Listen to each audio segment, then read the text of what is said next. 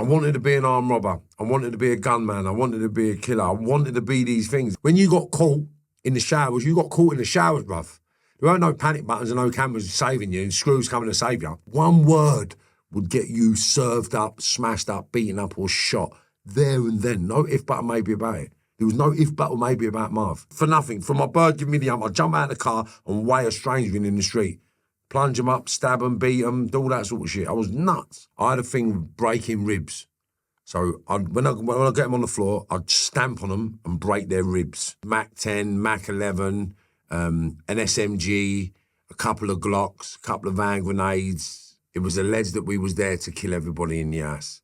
What did you do to the geezer that shot you?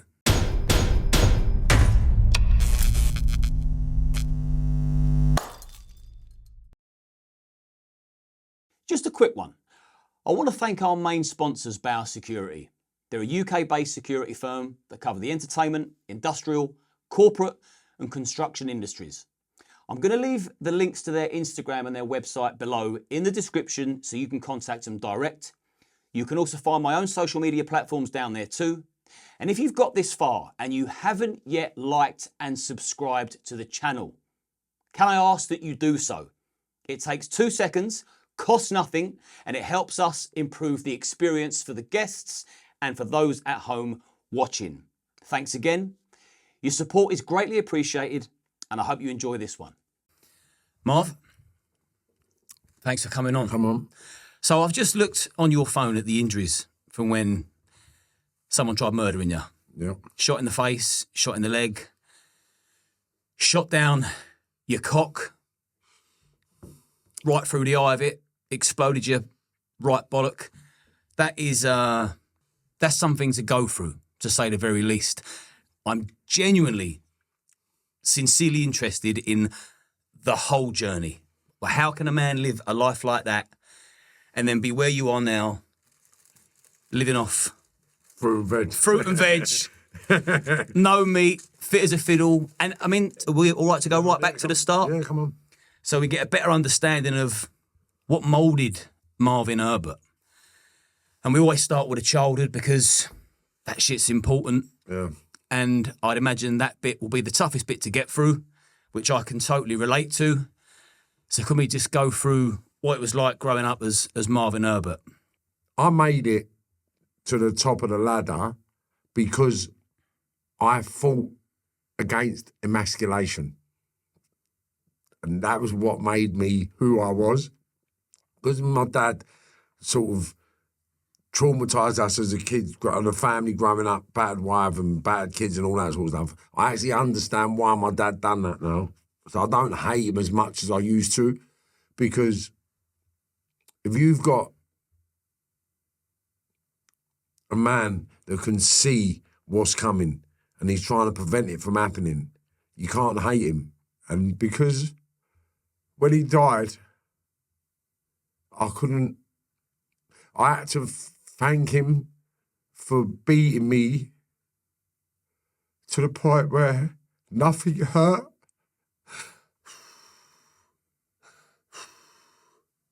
Because I wouldn't have made it to where I got to if I never got the beatings of my dad. So it was like he was preparing me for my journey through the will of God, because I don't know how. I don't know how he used to beat me the way he did. Do you know what I mean? Like, I could never comprehend or even just sort of, I couldn't relate. What age was he beating you? As young as I can remember. Like, I don't remember not getting the belt. I don't remember. I remember when I turned 11, 12 is when he used to punch me like a man. Up until that, he never used to punch me like a man. He used to just beat me with a belt and then the buckle with a belt. But I started becoming resilient to the belt and then telling him it didn't hurt. It don't hurt, it don't hurt, it don't hurt. And that was when he used to punch me, because the belt never used to hurt. He used to punch me and beat me. And then that got to the point where that never hurt.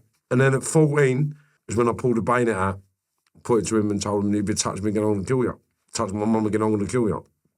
So he beat your mum as well? Yeah, he used to beat my mum. He used to beat my mum. Why was he so angry? Do you know what? There's lots of contributing factors. Like, my dad done some bad things, but he wasn't a total bad person, if that makes sense. My dad was a very God-fearing person, very religious person. He never drank alcohol, never took drugs, although he did smoke weed, right? So my dad was a very community-orientated person. So when I turned up at my dad's funeral, there was people at my dad's funeral didn't even know it was my dad, because I hated him that much as a kid. I never spoke about him. But my dad was a major cannabis dealer, so he used to serve up what they used to call sensimedia, the weed called sensimedia. So when you used to get it black, hard and compressed, that was my dad's sensimedia. When he died in 2016, that sensimedia stopped coming to this country, basically.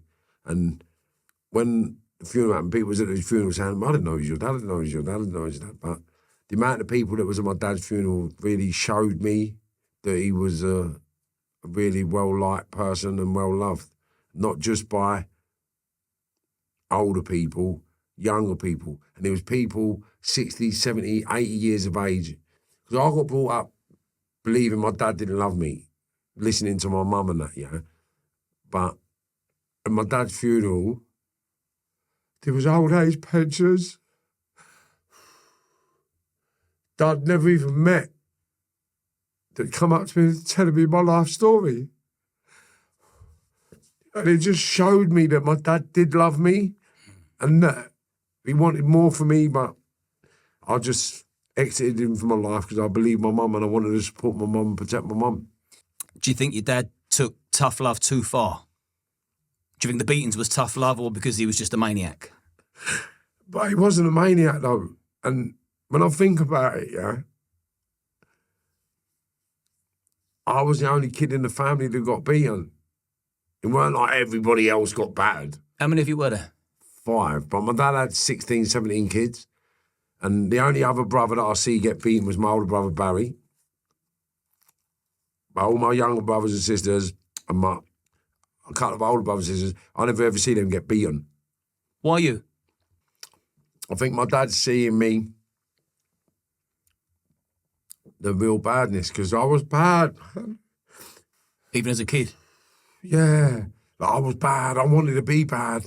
Like, I wanted to be an armed robber. I wanted to be a gunman. I wanted to be a killer. I wanted to be these things. This is what I wanted to be. And I wouldn't, because my dad used to beat us so bad, I used to think, I'm not having it off no one. And then if you was my mate and you was having ag, then I took that ag on as well. How did your dad see that bad in you? Was you beating up your brothers and sisters? I don't know, man. I don't know how he saw it, but I just know that I was bad. And I'm not trying to justify my dad's beating me as justification, but he was just frightened of the way I was going to turn out. So he was trying to prevent that from happening. I wouldn't back down. I wouldn't show fear. I used to fight against pain. You ain't hurting me, you fucking mug. And that's what I say in my head. You're a fucking mug. You ain't going to hurt me. You ain't going to hurt me. You ain't going to hurt me. How far did he take it? Well, as far as you can. Apart from stamping on my head. Back in the day, the belt was common practice, wasn't it? Yeah, I got beat with everything, man. Anything he could put his hands on, I got hit with. Do you know what I mean? I just got hit with anything. Like, anything that hurt. I mean, anything that hurt. Frequent. Yeah. Like, put it this way, it used to be a thing where if my dad shouted my name when I was under the age of 14, I used to piss myself. That's how bad it was, do you know what I mean? Like, by hearing my dad's voice, I'd piss myself. Do you know what I mean? And 12, 13, 14, that used to really embarrass me. So then that had to stop. And to overcome that, I had to confront my dad, I think. And that's why I confronted my dad when I was 14. Because he was beating my mum up. I'll tell the story. So we used to nick all anything. But what we started specialising in was the delivery trucks with the 501 jeans, yeah? And 501 jeans, I think at the time was 25 or 30 pound a pair, yeah? So we used to get £5 a pair in bulk, yeah? So we used to get, when they used to deliver the vans to the shops, back in the day, they never had all the security they got now. So when they pull up and they get one box off, we used to jump on and take all the boxes off before they come out of the shop. And if the delivery man used to look weak, then he used to get weighed in and we used to take the gear off him. Do you know what I mean? And basically, we were in my room one day with a few of my pals. I can't remember exactly who was in my room, though. That's the only thing that really bugs me about this, because I was with 4 of my mates. We were going through shit, and my dad's beating my mum downstairs. But everyone in the room, yeah, benefits from all the puff that I steal off my dad. Because I used to steal my dad's puff, yeah, and I used to give it to all my mates to sell. So they're all benefiting out of my dad's puff. So when my dad's beating my mum up, I'm telling my pals, look, we got to defend my mum. And they was like, oh, and I pulled a big bayonet up.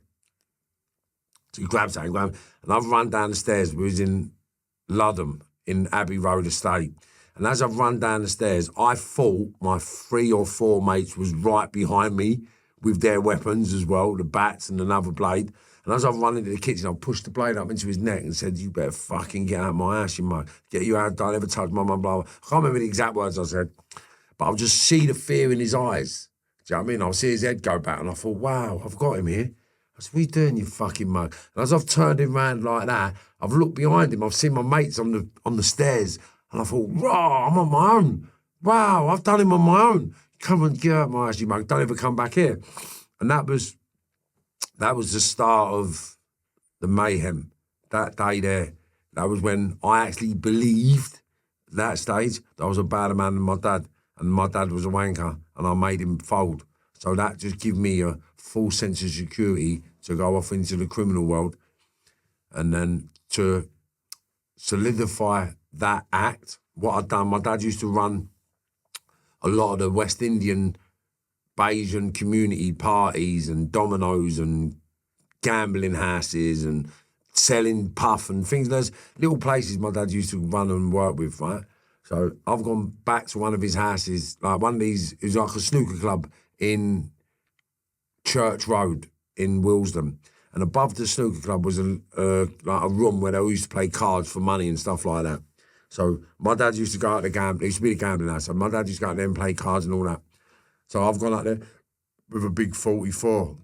After I put a blade in his nose, I've gone up his gaff with a big 44 and told him, don't ever come to my house. Otherwise I'll blow your head off. And then from that point there is when I got known as being a gunman. So your dad was Bayesian. Was he born in Barbados? Yeah. Were you born in Barbados? No, I was born in Liverpool. And what about your mum? My mum was Liverpool as well. So just so I've got the picture. So your dad was born in Barbados, come over to the UK, settled in Liverpool, met your mum, and then you all moved to London. And how old were you when you moved to London? I think 5 or 6. I was going to say, yeah, because you ain't got the Scouse accent, have you? Yeah, when I first come, I was known as Scouse Marv. When I first come to London, Kenny Santa was known as Scouse Marvin. Like I had a Scouse accent. Do you still keep in touch with all the criminal fraternity in Liverpool? No, just family.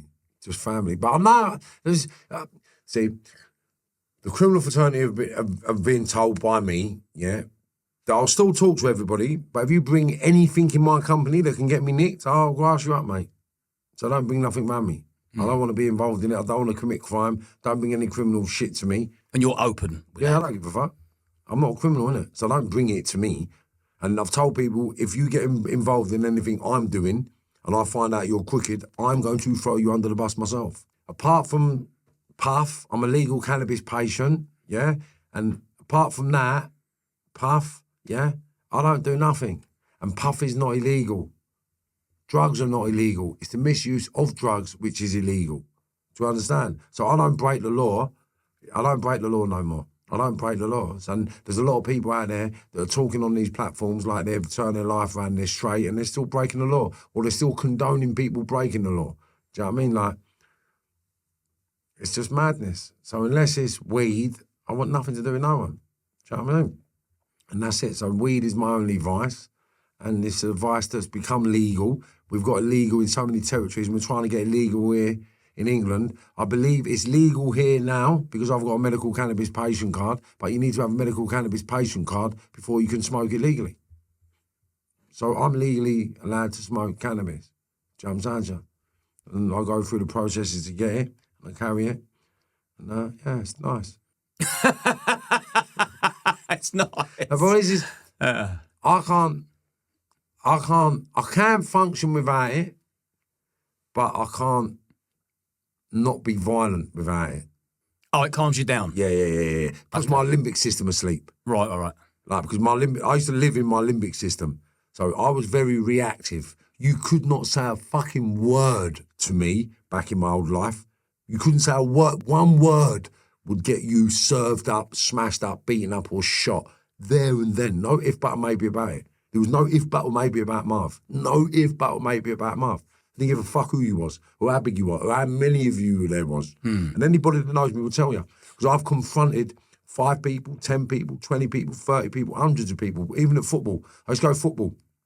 And even the opposition, when they used to see me, they was like, fuck, Marv's here. Do you know what I mean? Marv. And like, people from other teams used to shout at me that know me from the street.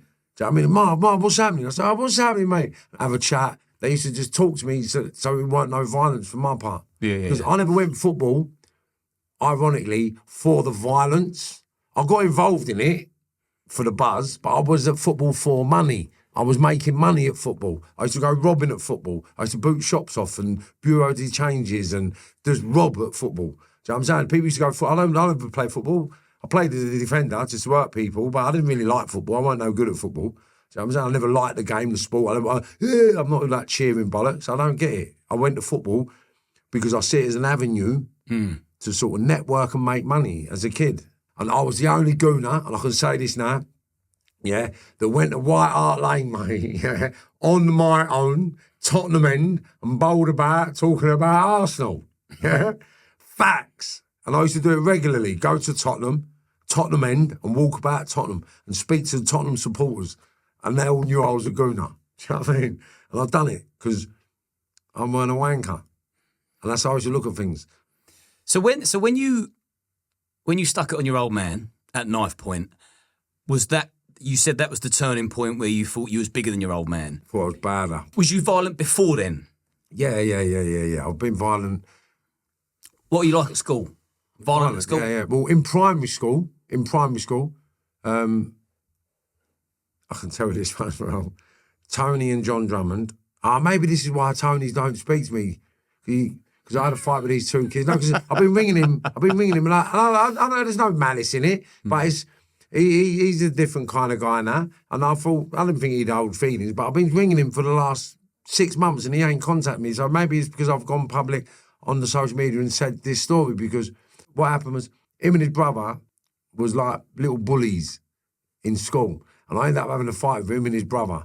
And I can't remember if I put them both in hospital, but I know one of them went hospital with head concussion because I put his head on the step and I jumped on his head. Like in school, I was one of them kids, I'll put your head on the pavement, I'll jump and crack your face open. Like I was a nasty, I want to see blood kid, if that makes sense. I had to see blood to have a sort of confidence that I've done someone bad, yeah? So basically, I've done John and Tony, and then basically their mum, big up their mum, yeah. Their mum come up to school with a gat gun, you know. Come up to school, where's that fucking... Come looking for me in the school. And I had to hide in Mr. Brooks. I was first in his name the other day. Yeah, Mr. Brooks was like the deputy head. And I had to hide under his desk. And I could hear her in the office outside, where's that fucking... Yeah? Screaming and shouting, looking for me. Because for her intents and purposes, she said her son all mangled up with a tube and all that bollocks. He's got brain concussion and asleep. So she's seen someone she's heard about her son going to hospital, gone and seen him fucking freaked out, come down to school to do me. And and that was the first bit of violence that I could remember. And then I went Haverstock School, and then I had a fight with all the first year. So I'm from Camden, then you got Somers Town, Cumberland and Kentish Town. Yeah, they were the 3 areas around Queen's Crescent. And I had to fight everyone who was the hardest person from each area. So I had a fight with all of them on one day in school, and I bashed them all up. And that sort of put me on the pedestal in school because I could fight. When did you start using weapons like knives and guns? What age? 11, 12, 13. Yeah, it was like, because I had older brothers and that, yeah? So my older brothers used to carry knives and do things. So I used to just take their shit, innit? You just mimic behaviour, learn behaviour. So what my family did, my dad always carried the blade, my dad had guns, my brother had knives, my brother had guns. So it was just a natural progression, I'd imagine, do you know what I mean? So I just got what I see around me, do you know what I mean? And I had to get better than what they've got. So I had to do better. And what come first, the violence or the crime? Violence, because the crime started with my mum, because we used to go shoplifting with my mum, innit? Like, my mum was a bit of a thief. Like, my mum was a kleptomaniac. she's a kleptomaniac. But my mum was solid, man. My mum was good. You know what? My mum got me through my adolescence. You know what I mean? Like, my mum really did. My mum was like my best mate growing up. Do you know what I mean? And Same. yeah. Although it wasn't the best strategy she could have used, but it was our strategy. And I don't resent what my mum done. I don't regret what my mum done. I don't dislike my mum for the choices she made. Do you know what I mean? Because I enjoyed my journey, if that makes sense. As barbaric and as mad as it was, I did enjoy it. And I'm just glad that I've had to go through everything to learn what I know now, to become the granddad and old age pension that I'm going to become, to have the knowledge, if that makes sense. And it's internally painful. So it's not embarrassing for me to cry because no one can do what I've done. No one can go where I've been, and no one can do what I'm doing now. And if they can, then jump on one of my 26-hour circuits. Well, mate, your mum had a hell of a job. So if your dad's beating you black and blue, your mum's trying to create some sort of balance, surely. Yeah. How did she go about that? She had her own traumas. Like, when she had a relationship with my dad, her family turned against her because her family's from Croxteth in Liverpool, which was the most racist part of Liverpool. And where my mum was from Croxteth, my family, like even my nan, rest her soul, she was racist up until I was a little teenager. When I was a teenager, she started to love me like her own. But prior to that, we was like you could feel it. Certain parts of my family, like now it's all different, but when I was a kid, you could feel. But my granddad was a soldier. My granddad was like my best mate. And my granddad was the man that sort of made me be proud of being a Scouser. Yeah, if it weren't for my granddad, I wouldn't be proud to be a Scouser, if that makes sense. But my granddad was the man that just instilled the don't back down. Don't back down. Be you. Do you know what I mean? Fuck 'em. Come here. Like, you're you, you're special. Like, my granddad just told me all my life. Maybe he saw what no one else did, but he was wanting to give me that insurmountable belief that I was special and that I was destined for great stuff. And don't ever back down, don't ever give up, son. You'll get anything you want in life. How old were you when you lost him? 25. It's when I got out. I got out of jail in 97. And I took my son on his first holiday with me. And my granddad died when I was on holiday and had the funeral before I come back. But I was heartbroken I missed the funeral because my family wouldn't tell me. Is that because they know how upset you'd be? I really don't know why they let me miss the funeral, do you know what I mean? I would never miss the funeral. But fucking hell said they didn't want to ruin my holiday. But that was one of the things that I've always regretted my whole life, that I never seen my granddad go. That's the bad thing about it. Because they didn't want to ruin my holiday. It's just hurt me my whole life. Yeah. Oh. Yeah, but yeah, my granddad was the governor. Yeah. I know it's horrible remembering and reliving stuff like that, but it's not beautiful to see a fully grown man show that much love for another. And when St Smithers School got demolished to create a housing project in Croxteth Park, they opened up a community centre around the corner called the Gems, and it's my granddad and my nan, Elsie. They're like the patrons of the community centre, but I'm going to be doing a lot of work with them in the next few years. I've been down there already, and it just makes sense that we go back to Liverpool and let the legacy continue where my granddad started. Keep it moving, if that makes sense. That would be good for the soul as well, mate. Yeah. 100%.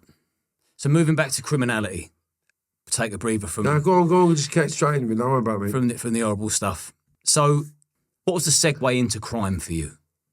Obviously, everyone who knows about the 70s knows it was very racist in the 70s. No blacks, no dogs, no Irish. So you're a nigger. You're a black bastard, you little smelly black cunt. Like, it was allowed. Like, the teachers were allowed to call you niggers. Like, it was normal until the late 70s, early 80s, it started changing a little bit. And then mid-80s, late 80s, it started transitioning into politically correctness. And then in the 90s, it started getting taken out completely where you could get arrested for it. But as a kid, like, I remember teachers calling you little black bastard, you filthy little cunt, and all that sort of stuff. Like, I'm getting told I'm not allowed in certain pubs and bars or cafes. Like, get out, you little nigger. Like, I remember that. Like, I actually remember that stuff. So, no, there was no blacks, no dogs, and no Irish. I remember that we lived in Kilburn, so the Irish communities was always close to my heart. So we grew up well with the Irish for all my childhood, growing up with all the Irish, adolescence for the Irish, and for my transition, for my criminal life, and then my transition, all been Irish. All Irish people who have helped me, navigated me, and supported me in every part of my life. Were they part of the slipstream into crime? In the 70s, everyone got told working. Mugs don't want to go and work. Mugs go and work. Do this, do that, do this, do that. So I've done this and that. And then realised 42, 43 years of age that I've wasted my whole fucking life being a villain. So what was this and that? How did you start? Selling weed in there? How did it escalate? The selling weed come from basically all the older kids around the flat all smoked. All my brother's mates smoked. So then what I used to do, I used to nick carrier bags, full of weed off my dad, and I used to sell it to my brother's mates and all the older kids around the flats, right? But I used to sell it to them for a carrier bag for 50 quid or 60 quid and things like that, not knowing they was worth thousands at the time. I think it was maybe a £5,000 a pound back then. I bet they loved you. Yeah. So I'm giving them like maybe 2.5 grand or 5 grand's worth of grub for 50 quid. Do you know what I mean? And all that went on until the first year of secondary school. Yeah. First year of secondary school, we all met up to go carnival. Yeah? So when we're going to carnival, not in Ilgate, we're all chipping in £5 to go and buy a bit of draw before we go carnival.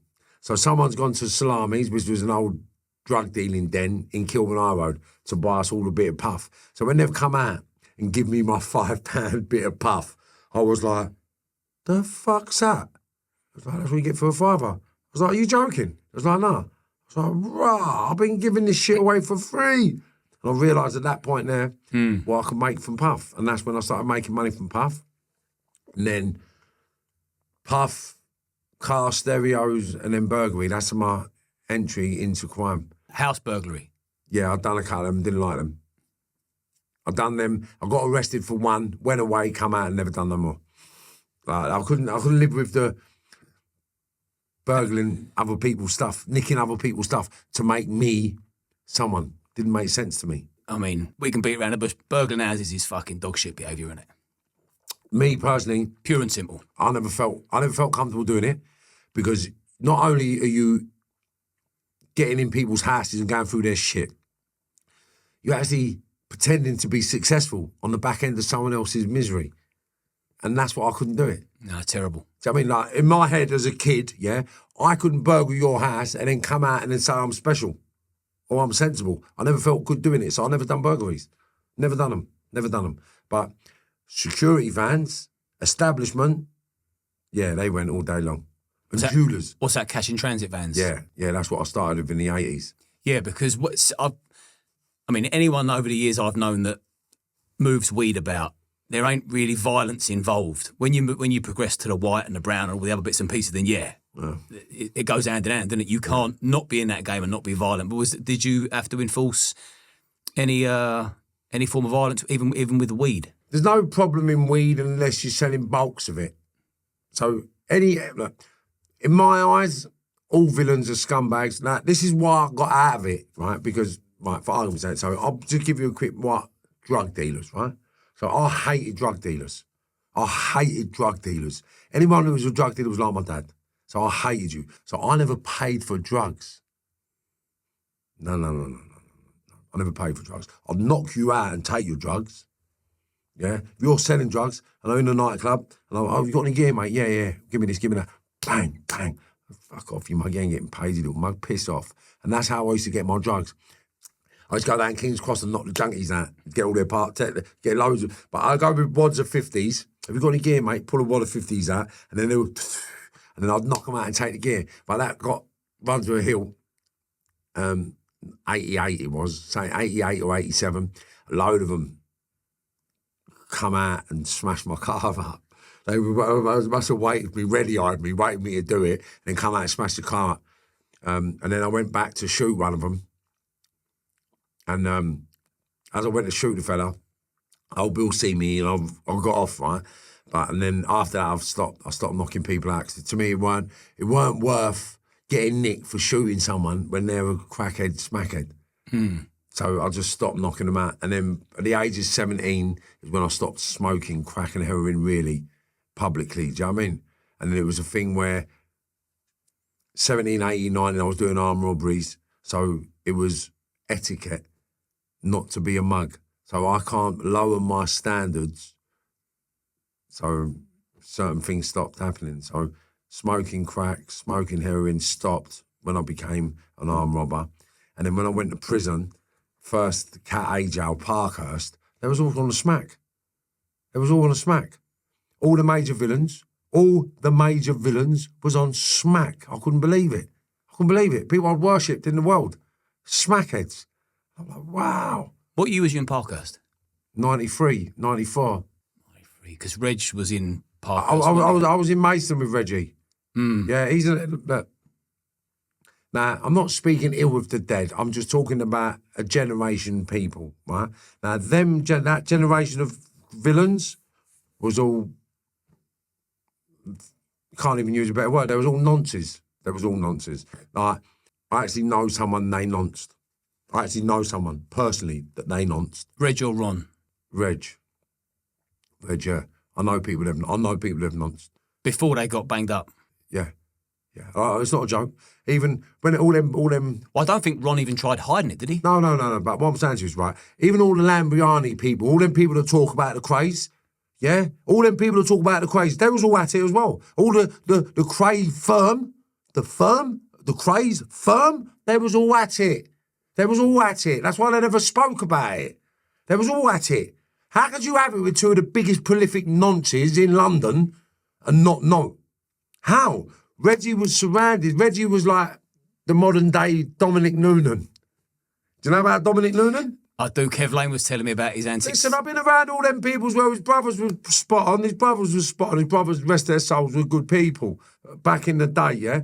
Dominic, not so much. I was away with Dominic and he was a bad guy, mate. A bad guy. And he looks like a bad guy. And he was a prolific sex offender. But the criminal world of that generation before me, they was all at it. Do you know what I mean? They was all at it. You got them all. There's a few people on the platform. Anyone over the age of 60, 70 on the platforms, they've been nonced. Most of them criminals that went to prove school, they've been nonced. They all got nonced. Do you know what I'm saying to you? There's a very slim few people that never got nonced.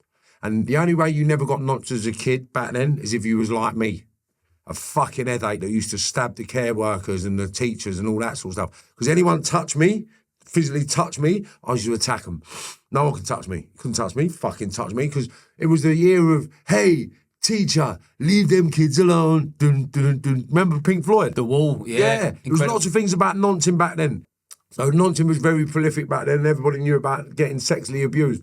And everybody stayed quiet, and that's why all the villains fucking hate nonsense. Work it out. That's why in all the cat jails they hate nonsense. Why do they hate nonsense? Why would you hate someone so much for being a sex offender if you hadn't been nonced? I've never been nonced. I don't hate sex offenders. I think, wow, they're sick, bruv. But I'm not going to go and do an extra bit of bird because of a sex offender. I mean, you're doing your bird, fuck them off, mate. They're not. But if you bang a sex offender out in my cell and I find out you're a sex offender, you're getting served up, mate, and thrown out my cell. Simple. I'm not going to be around a sex offender. I think they're scumbags, rapists and all that. I can't stand them. Weak, parasitical fucking people, mate. They just prey on the weak. Do you know what I mean? Especially young women and kids, mate. I can't stand people that take liberties with weaker people. Yeah, like me, yeah, I couldn't even fight someone weaker than myself. I couldn't hit someone weaker than myself. But bring out someone who says they're powerful, I'll fucking out with anyone, mate. Even now, in my disabled state with one eye, I'll get in the ring and I'll have a fucking punch up with anybody that wants to have it. Facts. Not even joking, not even gassing, because I love it. I love getting in the ring. I love training. That's why I can do 26 hours non-stop without a break. And you still love violence? Yeah, love it. Fucking love it. That's the thing. People don't realise, it's a passion. People like football. People like cricket. I like fighting. I like boxing. I love it. I love people punching me and punching them back. I love being able to punch back. I love being able to take all your power. I love being able to absorb your strength. That's my buzz. I'll take anything you fucking got. And there's only one man that put me on the floor, and I'll give him his props. Joe Selkirk. Yeah? Joe Selkirk was the only man that dropped me. In or out the ring? In the ring. And he did drop me, and I've got the video, and I'm going to post it. I've got to find it again, because he dropped me, yeah? However, he dropped me not from a straight punch. It was a bit of, I was off balance. As he hit me, I've only just been shot. I've got 16 pins in my leg, and I've had no support on my right leg, and I've moved, and he's caught me as I've moved. And you can see, if you watch the video, when I put the video up, you'll see, as I've took the back step, he's caught me, and I fell over and jumped straight back up, and he's caught me with exactly the same left hook. Boom. Exactly the same, even harder. I'm going, come on. And he was like, oh.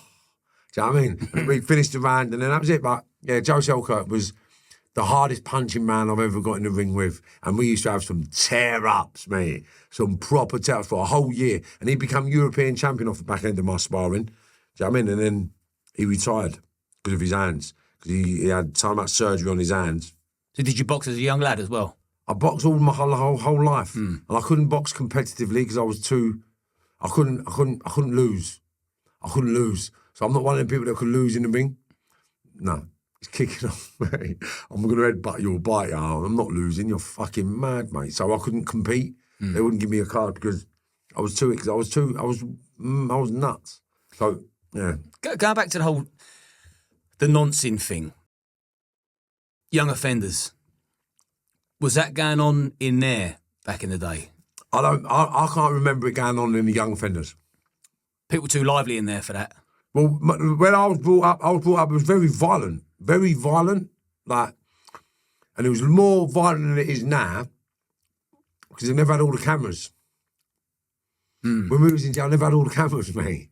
So when you got caught in the showers, bruv. There weren't no panic buttons and no cameras saving you and screws coming to save you. You got caught, mate. Do you know what I mean? So when we were catching people back in the day, you were getting caught, mate. Like, I've served some people up in jail. What for? Being no good, mate. Being no good. Snitching, grassing, nonsense. Like, I've done a couple of nonsenses. Do you know what I mean? Go on.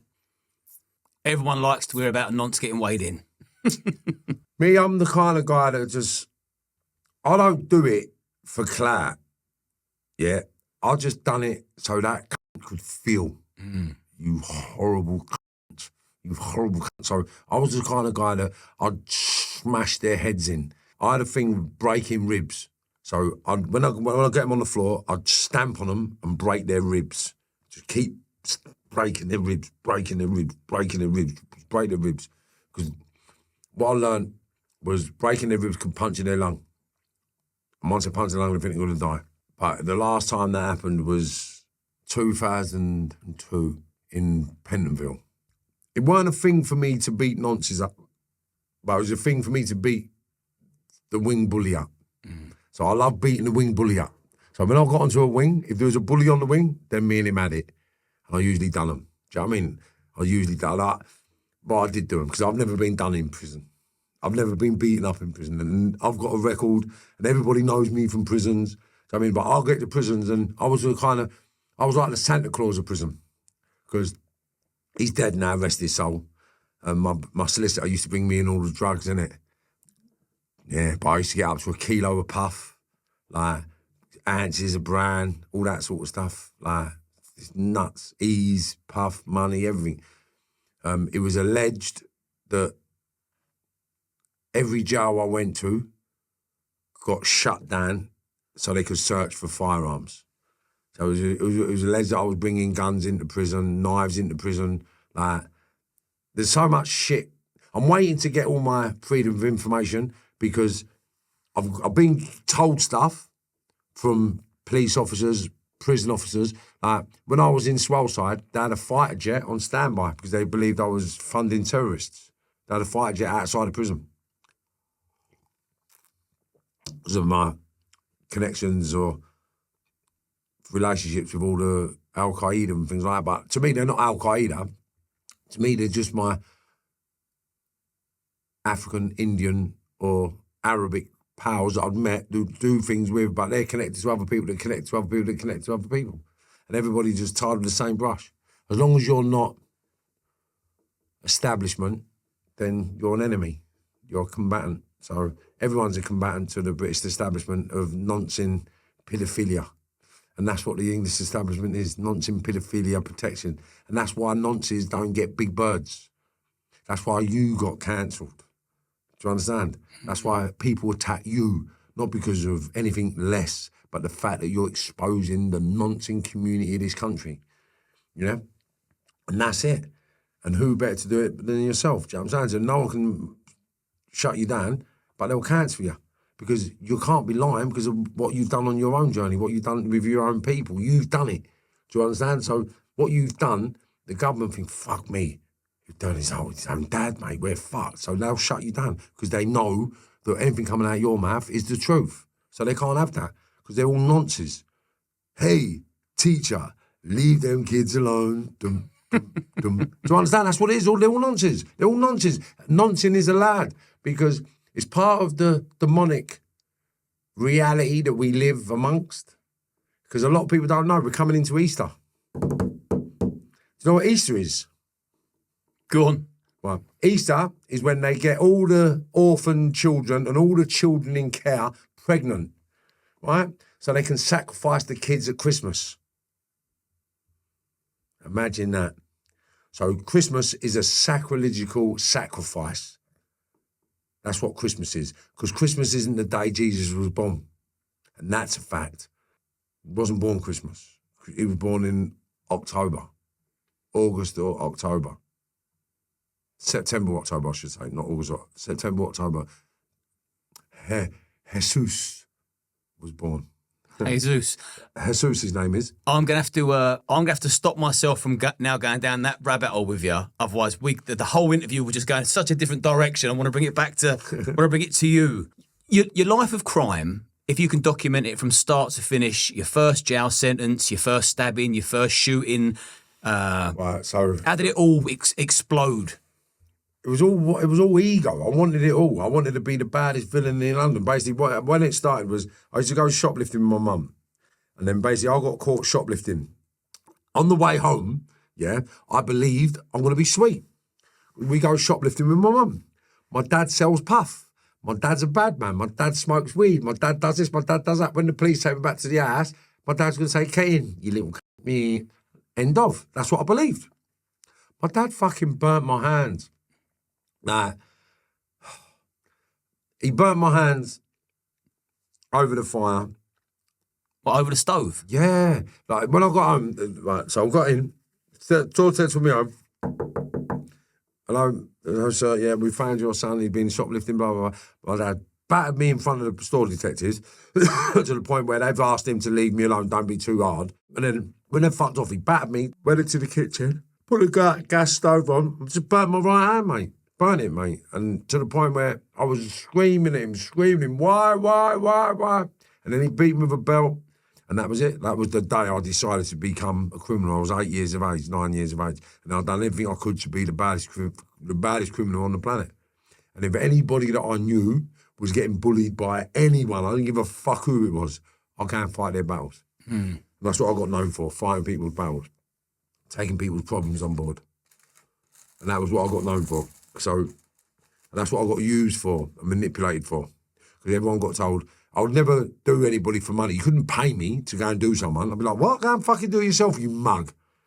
Any older villain asked me to do anything for them, I'd tell them, fuck off, you mug. Go and do it yourself. Fucking pay me, you little prick. But if you was my mate, I'd do it for free. So they all pretend to be my mate. Is this how the whole hitman thing come about? Yeah. Just escalated? I'm a very spiritual person. So me and you might have a bit of ag, right? Then I'll go and tell Peter, I don't know, I see him fucking sweet. He's going to go next week. I'll give him about 6 months, he'll be dead. Within 6 months, you die. People think it's me. Simple. This is that simple. I used to predict what was going to happen to people, so people believed I'd done it. But like I said before, I've never physically killed anyone. How many people have you been accused of killing? 25, 30. That's what they say, but what they said was, we was held responsible in 2002 for 87% of gun crime murders in England that was not tried and related. Was this your firm? What, like the Yardie? The Yardie hit squad, they had no Yardies in it. Right. Work that one out. There was no Yardies in it. So who gave you that name? The media? The media, yeah. Weren't no Yardies. How were Yardies? My dad's from Barbados, and everyone else was white, apart from one black geezer who's from Grenada. But what were your firm doing? Well, nothing we never done. And you was the head of that firm? Well, I wouldn't say I was the head. They said I was the head, but I wasn't. I was the head of my own firm. But I can't say I never had a firm. But what I do, I used to go and find projects to steal money. So if I wanted to rob some money, I'd find the right people, the right drivers, the right lookouts to come and do the bit of work with me. And that's all I'd done. I found people to come and work with me and then give everybody an even cut, went my own way. And that was it. Because I wouldn't work for no one. No one could give me a job. No one could give me a bit of work. I found my own work and done my own thing. That's why I never went to prison and got set up, because I only done my own work. And anybody that come and work with me, the reason why I'm never a grass, because I was the only one to nick money. Now, one of my mates begged me to do a bit of work once, and I let him do it. But I was one of the people, no one could come and work. I'm getting the money. So no one could call me a grass. If I grass you up, I've got to grass myself up, because I'm the only one getting the money. And how many years in jail have you spent? Done 5 years, 5.5 years, 12 months, 9 months, 10 months, 6 months, 3 months. So I've had a couple of long terms on remand and not guilties. Do you remember what all the charges were? Yeah, of course. So I've been... You say that there's been a fair few, isn't there? Yeah, it's all money, it's all robberies, it's all guns, it's all machine guns. Like the last one I got nicked for in England was a machine gun, because no one had Mac 10s. No one had Mac 10s until I started having them. Late 80s, early 90s, that's when we started getting all the Mac 10s. I was obsessed with guns, obsessed with body armour. I used to wear body armour thinner than my T-shirts. Kevlar. I was the first one with Kevlar body armours in this country. No one had them. And I used to get them made up for 400 quid. Do you know what I mean? Proper Kevlar. You wear them underneath your shirt. The only thing with them was that if you got shot, you get your bones broken. Where the new ones, they're like thick, so they don't break your bones. because bullets travel at 760 miles an hour, 780 miles an hour. They break the sound barrier. So they break ribs. If they hit your body armour, they're breaking all your ribs. Do you know what I mean? The bullet. So that was the only thing with the Kevlar. It used to hurt if you got shot. But Well, here's one for you. Although you've not killed anyone, have you tried to kill anyone? no, I can't say I've ever tried to kill anyone. How many people have you shot? Well, I've been alleged to have shot. That's what I meant. Yeah, it's been alleged that I've shot about 8 or 9 people. It's been alleged that I've been involved in 25 murders. What I can say is anything I was involved in was against a no good, dirty cunt whose own family patted me on the back, sat down and ate food with me. I got away with a lot more than I got nicked for, and there weren't nothing I never done apart from sexual offences. So I never robbed, I never nonced, raped or sexually abused anybody. Do you understand? If a woman said no, it was no. See you later, I'm off. Bang, that was it. That was it. So I never had no smoke around me with women and females and kids. So that was out of the ballpark. But anything to do with nicking money, there ain't nothing I haven't done. What about stabbings? That was all part of growing up, man. But I never used to stab people above the waist. I stabbed one geezer above the waist, and that was what made me stop stabbing people. I stabbed the geezer in his spine. I couldn't get my knife out of his spine. What was that over? I don't know, standing on my trainer, looking at me the wrong way. I don't know, saying like that. Oh, so you were also unreasonable? I was really unreasonable. But if you looked at me the wrong way and said the wrong words, then you got it, mate. I don't give a fuck who you was with. What are you looking at? Whatever you come back with, it was off me. And if you was with a few people, then you'd get shot. You'd all get shot. Do you know what I mean? Like, I don't give a fuck. I bet people thought, if they was was you big on in the club scene as well? I bet people would see you in a club and think, oh, fucking hell. Well, listen, everyone used, even Colton and them lot. Colton and them lot tried to kill me when I was fucking 18. They basically tried to kill me. Look, that scar there. Yeah? That's where I got chopped with an axe there and there. And who done that? Colton Leach. Colton Leach, yeah. They stabbed me up, him and Dave Gold, the kickboxing champion, yeah? I battered them, mate. I had a tear up with them, and I was fighting that much that they had to stop for a breather. But calm down, calm down. I was like, what? Are you fucking mad? Calm down, you cheeky cunt. I'm covered in clabber. Because obviously I couldn't see my face. And it weren't until I went home and my bird has fucking screamed, and then I realised I've looked in the mirror and seen it wide open. I had to go to hospital and get it all stitched up. Was that London or Essex? London, see. Before they went to Essex? Right, they had to go to Essex. They had to go to Essex. Now, I'm not anyone special, but you chopped me in my fucking face. Now, you can work out the story and you can work out the timeline, right? But in 1990 or 91, yeah, Colton chopped me in my head. Yeah? Then I went back to the Ministry of Sound every fucking week looking to blow his head off. I went to every major club they all worked at and I was going to blow his head off, right? And I never found him. Couldn't find him. He just disappeared. And then in 93, I got arrested for an armed robbery. I went away for 5 years, yeah? Well, 4 years, I've done 4 years out of it, yeah? So then I got out and then I got involved with 25 murders, and then I went away again and come out and then thought, fuck this mob, I'm going to Spain. And I bumped into Colton again in Spain and we bridged the gap and we became friends again. So see them 25 murders then, were they all meant to have been within close proximity? No, it was over a period of time. It was over, because basically they were saying we were the new fucking guns for hire. Do you know what I mean? So we took care of everyone's problems, but it wasn't like that. It was, a lot of my mates used to, it was all fucking bollocks, mate. It's all ego bollocks.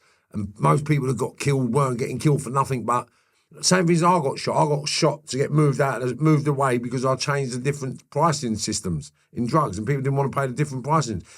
People was gutted that I was allowing more black people into the game because I was giving people gears too cheap. Do you know what I mean? that was the moment where you thought shit's got to change. No. I was still at it. Give a fuck. All right. So before you got shot in the face, what other near-death experiences did you have? Oh, I've been having them since I was a kid. Since I was a kid, mate. So that one there, I got stabbed in my heart. It went in there, and as it went in there, the blade went in there, and then I've gone, turn, yeah, and then fucking flew into the fella and then chased him, tried to get him until I got all woozy, went hospital. Do you know what I mean? Another time I got stabbed there, look. Got stabbed there, and I don't know how it never went into my brain. Do you know what I mean? But it must have went under my brain. But the blade went right in. But then the fella that done it said he hit me with a can, so I don't know the truth in that one. Do you know what I mean? Another time, my lungs got punctured when my lips went blue. I collapsed, yeah, my lips went blue. And the geezer that I was protecting, I got stabbed for this geezer, run to my house, knocked on my door and said to my bird at the time, is Marvin in? She went, what are you on about? I thought he was with you. He said, I haven't seen him all day. But he's just left me round the corner on the floor going blue. And he knocked on my door where my kids lived and said he didn't know where I was. And he hasn't seen me all day. To distance himself from my murder. So I'm saying, rather than let my family know. And then basically, obviously, I never died. And they ended up finding, it had nothing to do with me, by the way. They ended up finding that fella burning in Epping Forest. I mean, been strangled. He'd been shot, strangled, and then set on fire in Epping Forest. I'm assuming he's dead. Yeah, he's dead. Yeah, he's dead. It never had anything to do with me. His death, though. Yeah. And that's another thing that people keep doing. I fall out with people and end up dead, and then people say it's me, but it's all bollocks. There was basically enemies, but they've died all of natural causes, heart attacks, all that sort of stuff. You know what I mean? This happens. But does the finger still get pointed at you? They all have heart attacks sniffing cocaine. Do you know what I mean? Some people say, oh, he's got to have something to do with that because he's done this and he's done that. Do you know what I mean? But it's not. It's not. They just die because they're horrible, no good cunts. And they died on the toilet smoking crack or something like that. Did you think to yourself before, I mean, because obviously you lived the life of a total madman. Yep. A normal person watching this would be thinking, this doesn't even sound real. It's insane. If you're not from that world, you fair enough, but you said, I heard you say that there's no love on the streets. And I thought, I'm going to bring that up at some stage so that anyone watching this that's younger, I don't really get much of a younger audience, but there is no love on the streets, is there? You're being used as a pawn in their game of chess. You're being manipulated, yeah, for someone else to benefit. Yeah. And if you get involved, you've got to keep your mouth shut, otherwise you'll get shot, stabbed or killed. How can you give a product to someone and tell anybody you're going to get killed? You don't pay me, you're going to get killed. Not love. How? But me, I was a different breed. So when I got into the so-called drug game, it wasn't to sell drugs, believe it or not. I got in the drug game, and I can say this honestly because this is the truth. I got in the drug game to bank money because I stole lots of money. But everywhere I used to leave my money, when I got arrested or got nicked or went away, everyone spent my money. So I was always in and out of jail and coming out to nothing. So I had to find a way to hold on to my money because I couldn't have a bank account. Up until Bobby Cummings changed the laws for criminals to get bank accounts, I wasn't allowed a bank account. Anytime in the bank I went in to try and open it, I couldn't open it. Weren't allowed. Weird. So my way of banking my money was giving products to people cheaper than the street market because it was banking my money. Do you know what I mean? So I could buy... It was alleged that I could buy a ton of puff for 165 grand landed in Spain. And then it was getting sold for over £1 million here initially. Did you move to Spain, didn't you? Yeah. In 2006. But we've been in Spain since 97. Yeah? Doing business over there? Yeah. I got my links through Ibiza originally. And then when I moved to Marbella, I knew the bosses of the puff world already because I met them in Ibiza. Right. Do you know what I mean? So I'm in Ibiza 97 with a load of boys from Kentish Town. We're giving it the absolute big one. I had an American Express black card right, with unlimited access, authorization, yeah? Do you know about the American Express Black Card? Mm-hmm. Right, so I had one, right, in Ibiza, giving it the absolute big one. And then basically buying everyone loads of gear, and then my pal, I can't mention his name, he's like a brother to me now. He's come up and said, "Hey, Billy, do you want some puff?" I was like, "Yeah, give me, yeah." Get the puff. And then he said, "You do this in England?" I said, "Yeah, I'll do whatever you like." And then he broke down to me, it's 165 grand, but I've got to pay him in Spain. So after a bit of communication, I realised I said, what, £165,000 for a ton? He was like, "See, yeah, no problem." I said, "But you got to pay me." I was like, "Fuck off." He said, "I'm telling you, I promise you." I said, "Yeah." I said, "Yeah." I said, "Oh, that's sweet, I'm coming. I'll come." And then I'll come back to England, and hopefully this person can verify this later on down the line. But I remember there was a firm from Birmingham, right, that I met over there, right? And basically, I bought them loads of champagne. We had a few days out partying like you couldn't imagine. And then basically, I've left Ibiza to come back to England, to go to work, to get the money, to drive back to Spain and buy a ton, basically. And that happened in 97, and then it went from 97 to 2012. Just non-stop. And no matter where you went in the world, you was always a handful. Yeah. Did it get worse and worse? Or were you just blanket handful? Just got to the point where you've got to kill me. It didn't matter. It didn't matter who you was. Like, even the Moroccans, it fell out. I had a problem with a load of Moroccans in San Pedro, and I had to pull a gun out and tell the people, "You got to kill me, mate. I ain't paying you. You're fucking mad, mate." And I've had confrontations over everything, mate. Do you know what I mean? Like, I've had confrontations over everything, like everything in my life, and I've confronted the biggest, the baddest, the meanest, and the worst. I've confronted everyone, even Marbella, right? The Russians run the port until Marv got there. Facts. And then the head of the Russian bods, or the rest of the head of the security, called it on with me one day in a nightclub. I gladly punched his face in to the point where his teeth got caught in my knuckles, right? And I punched him in, and then basically they give up the security for the port that month, and my pal took it over. And that was it. Then that's why in the newspaper clippings he said I was the head of the security, head of security for Port Banús. But I wasn't officially the head of security. It's just I beat him up, and it was just common knowledge that our people took over the security. You know what I mean? And was it in Spain where you got shot in the eye? Yeah. I got shot by my own people. Really? Yeah, of course I did, yeah. I got shot by my own people. How come? Because they wanted me out of the fight. Yeah, so what's the backstory? Who was it? And then what happened on that day? Well, my driver in Spain was the man that shot me. My own driver. And what was his motive to shoot you? Well, I do believe he got let off a bill.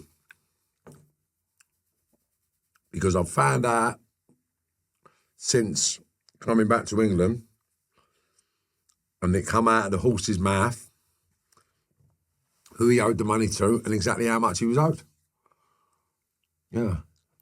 So I believe I got shot for 48 grand. Yeah. And this geezer shot me to squash his debt of 48 grand. He done it in broad daylight, didn't he? Yeah. It was either that or get his head punched in. Because the reason why I was angry with him, because he never paid for a watch he took off my mate. My mate took a watch off my mate Kian, and I'd give him the money the following couple of days to go and pay for the watch, because he was my driver. So he earned money out of what I earned. 2 months after, I thought he'd pay for the watch. My mate's rang me up and said, "Who's going to pay for the watch?" I was like, "What? He ain't paid for it, you cheeky cunt." And then a couple of weeks earlier, or a month earlier, I actually dropped the geezer out because he ended up being a rat. Not to the police, but tell me about this for a libby. Someone's been robbed by the Bulgarian mafia, right? The Bulgarian mafia was over in Spain. And basically the Bulgarian and the Russian fella run a lap dancing gaff called Oasis in Estepona.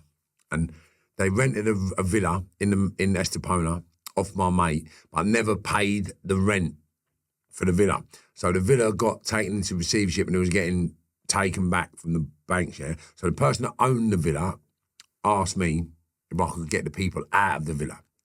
So we made a deal for, I think it was 150 grand, no, 100 grand cash, and then a third of the sale of the house. So because he would have lost the house, when you sell it, I'll get a third of what you sell it for, yeah, and 100 grand up front, yeah? And that was the deal we made. And then basically, I've gone up there to get the people out there, and it was like the Bulgarian mafia. Do you know what I mean? And then the person, this is what I'm telling you about the slag, right? So the person who shot me, he's with me, and we've gone to these people to stick it on them. And when we've turned up at the villa first, there was one geezer in the villa, so I've stuck it on him. And as he's walked out, I've seen the name of the lap dancing gaff on his back. So I've seen that he's from Oasis. So then I've gone down Oasis, and the geezer that ran Oasis was the Bulgarian fella. So I've said, oh, right, you lot owe me money. So what are you on about? I said, 175 grand, you ain't paid the rent on a house that I bought before I went to prison. I've gone to prison, I've come out of prison, I've come here to live in my house, and my uncle's telling me that I'm getting booted out of the house because he's getting taken back by the bank because you lot owe the money. That can't happen. You need to fucking pay this money, bruv, so I can pay for the villa. And then basically, the geezer that was there, he got dragged up and thrown all around the gaff. Then he said to me, it wasn't me, it was my partner. So he took me to his partner's house. So when he took me to the partner's house, the partner told me, look, it's not a problem. I want to pay you. But can you come back tomorrow? So I said, yeah, sweet, not a problem. So I've gone back the following day with the geezer that shot me. And when we've turned up, all the Bulgarian and Russian people there, big firm of them. There was about 12 people in total, right? So as I pulled up with this fucking squeak, and this is what's happened. I pulled up with this squeak, and it's what made me fell out. So I pulled up with the squeak. I said, come on, let's get out. He said, I ain't getting out. I said, what? Are you mad? Fuck that. Come on, man. We've got to stick it on these cunts. He said, Marvin, are you off your head? I said, what do you mean? Like, obviously, I never had a tool with me at the time, but I said, what are you on about, mate? Come on, man. He's like, I ain't getting out. I said, wow, you fucking mug. So then I've got out of the car. So when I've got out of the car and I've gone and fronted the firm, you're the geezer that owes me money, right? So I'm standing talking to you saying, mate, what are you doing? What's happening with my money? Now the geezer's standing to his right, is telling me, my brother. He wants me to talk to him, yeah? So I'm like, mate, are you paying me my money? Mate, why are these people here? Why do these people want to talk to me? I don't want to talk to them about you. You've got my money. Where's my money?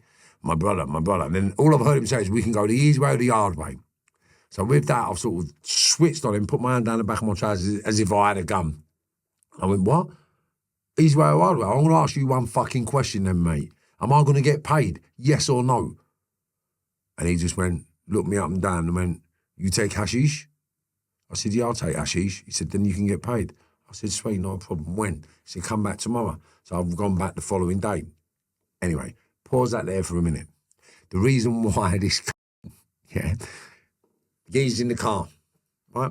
My bird at the time, 8.5 months pregnant, rings my phone when I'm out of the car, right? Watch this. The fucking squeak that I'm with, Mark Ashman, picked up my phone. My bird's ring. What's happening, Zoe? What? Don't middle me up. She's gone, what? What do you mean? Where's Marv? He's like, I can't really say. She's gone, what do you mean? Look, don't fucking play with me. Where's Marvin? Sorry, Zoe, but he's in a brothel. I'm sitting outside the brothel waiting for him. She said, what do you mean? She said, well, I can't really say. Look, I don't want to get middled up anymore. Look, I'm going to go and hang up on her. Right? How can you do that to a pregnant woman when you know I'm not in the brothel rumping. You know I'm not rumping. You know I'm not rumping. Right? You know you can fucking see me having it. You see me stealing on people. You know I'm not fucking, but yeah, you make out to my bird that I'm in a brothel. So, anyway, when I've come off that meet, I've got in the car, silly bollocks has gone to me, Zoe's fuming, you know. I said, for what? So she just rung up. So I've rung her up, obviously, because I thought, why is she mad? I said, what's the matter, sweetheart? You dirty you dirty what are you doing in a brothel? I was like, what? How the fuck do you know I'm in a brothel? That fucking Mark just told me you're in a brothel. I was like, wow. Are you fucking buzzing? I said, you know what, babe, I'll be home in a minute. I said, you see you? I've jumped out of the car, you dirty, no good. I said, you're a slag, you dirty, no good. I said, get the fuck away from me, you rat bastard. How the fuck can you tell my pregnant bird I'm in a brothel? How the fuck? Well, you was. I said, you dirty. You know what you done, you fucking rat. And I fucked him off and I refused to speak to him. Anyway, a couple of weeks after that, I get the phone call off of Kian over the watch that he took a week prior to that scenario happening, right? A Panerai watch he took from... So it's like me taking you around my pal's house, yeah? And then you say, oh, can I have one of them watches? And I say, yeah, he's good, I'll stand on that. And then you get the watch. 3 weeks later, yeah, he's rung me up. I said, Marv, what's happening to that watch? I said, what do you mean? And he paid you. I've already given you, I can't remember if it was 50 grand, 40 grand, 30 grand, 60 grand. We was making a lot of money. And this kid was getting a percentage of everything I earned. But it was tens of thousands of pounds this kid was getting. It weren't silly money. Do you know what I mean? It was good money. It was good enough money for him to invite all his fucking friends from England over to take him out partying in Marbella. Do you know what I mean? So it was thousands, mate, yeah? Can't remember exactly ballpoint figures, but it was thousands. Yeah, so then I fucked him off. So then a couple of weeks later, when I've been called, Marv, what are you going to do with that watch? I was like, what? Why ain't he paid for it? He was like, no, I thought the cheeky c-. So I said, where you see you? He's like, mate, what are you on about? What are you trying to bully me for? Bully ya? How? How am I bullying ya? He said, me. The watch has got nothing to do with you. I said, you cheeky no good c-. You took it out of my pal's house and it's got nothing to do with me. Where are you? I'm Dan Paul Benoose. I don't feel you're right. You're being a bully. I said, being a bully, I'll tell you what I'm going to do. I'll tell you what I'm going to do. You got an option. You can either give me the watch back or I'm going to punch your fucking head in for the watch or go and pay for it. They're your options, mate. So go and pay for the watch or I'm coming to take it off your fucking wrist, you no good c-. Yeah, and I've turned up and he weren't there. His pal Mark Carpel was there. And I've told Mark Carpel exactly what was going on. So he's advised me to go home knowing where his pal's gone to get the gun, right? So he's advised me to go home. He's going to bring Mark down the gym. I said, bollocks, he can do me with whatever he comes back with. Because I believed he was going to come out with a blade or a bat or something. I never believed this would shoot me. I just didn't believe it. So when he's come back and showed me the gun, I went, well, go on, do your job, you mug. What? And I started walking towards him. He's pulled out and shot me in the leg. And as he shot me in the leg, I said, you better finish your job, mate. Finish your fucking job, mate. And I didn't think he would. I really didn't think he would. And he went bang, bang. First one went through the arm. Third one went through the cock. And then that's when I thought, shut up, don't say another word. And he just walked towards me around and went bang, bang. And that was it. I thought I was dead. And then I've heard, Marvin, is that you? And I thought, oh my God, I'm in heaven. Can't believe it. I opened my eyes and he's from the gym. And that was it. I said, get me phone out of the car, get me the out of the car, get this out of the car. And I made a couple of phone calls, told a couple of people I was being shot, who shot me, just in case I went over. So I actually thought I was going to go into shock. And I started breathing.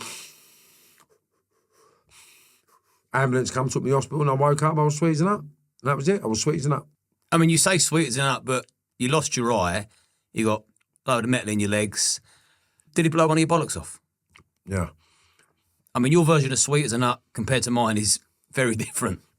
I'll say sweetening up, right, because I wasn't dead. I could wiggle my toes. I was compass mentis, and I had the world at my feet. I had millions of pounds running through my hands every day, every week, every month. Do you know what I mean? I was spending hundreds of thousands of pounds a year.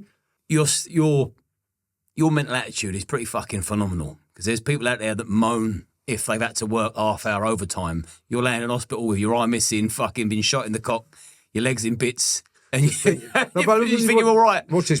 So the Bulgarian people that was living in the villa actually come to the hospital and paid me, bruv. Imagine that. They come to the hospital, paid me 170 grand or 120 grand, 130 grand or something like that. They paid me. So all of a sudden, I start calling on bits of work in the hospital.